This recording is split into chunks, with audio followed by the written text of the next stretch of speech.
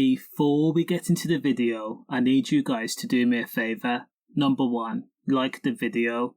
Also comment, let me know your thoughts on the story. Hibernian football firm, probably a better way of saying enthusiastic hooligans, have watched their team win the Scottish League Championship 4 times and the Scottish Cup 3 times.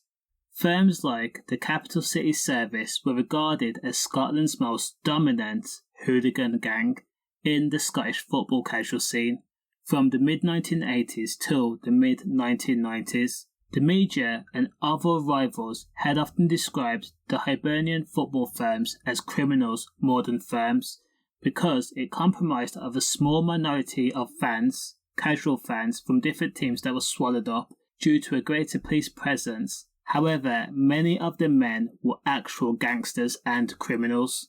Some men were enforcers, some men were gang bosses, some men were actually bank robbers. The Hibernian football firm were given a greater presence due to its members like gangsters and boxers such as Bradley Welsh and Bobby Liscombe, who were in the firm. Now most football firms have a top boy such as West Ham's Bill Gardner or Chelsea's Jason Marina. However, Hibernian football casuals, the Hibs or CSS, had a different structure. Instead, a few chosen hooligans who had proved themselves against teams like Rangers and Celtic and Aberdeen and Milwall were chosen to plan and organise the gang's activity. Some of the Hibs Casuals.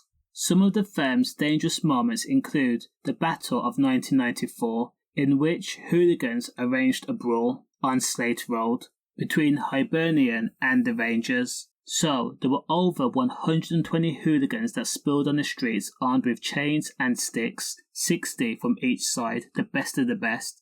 Now, Bobby Liscombe described the incident by saying, "It is miles from the Hibs ground at Easter Road. Actually, it's far closer to the Hearts ground. When we saw them, they were carrying chains and sticks and all that stuff. We just had our fists and boots. Occasionally, you would get some guy with us who slashed somebody, but as a rule, it was strictly toe-to-toe. I remember that day well. There was about 60 on each side, and it was nasty. Real nasty with a lot of red. One guy, a Rangers bloke, got caught and cabbaged, absolutely cabbaged. His head low to the side and everyone thought that he had been K'd. One of the men shouted, 'I think he's had enough,' but I says no, and we continued." When the Hibs Casuals were not brawling for the team's honour, a lot of its members had become embroiled in running protection rackets and security, putting men on the doors in the bars and nightclub scene. A lot of its members were also beginning to sell gear, such as pills and coke and H. And of course, a lot of the teams were shoplifting.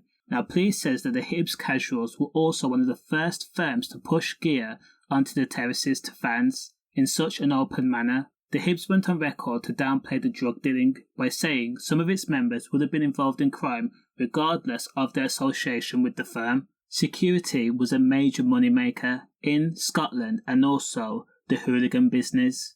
Members of the CCS were blamed for trying to take over door security at city centre pubs, promising bar owners that if they weren't hired, there would be no more drinkers, no more profits, the establishment would be burnt to the ground.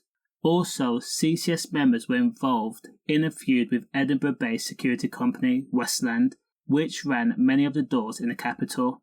Its offices were allegedly smashed up by the casuals, while its boss bodybuilder Chris Snedden was threatened and several bouncers were assaulted to the point where they had broken bones.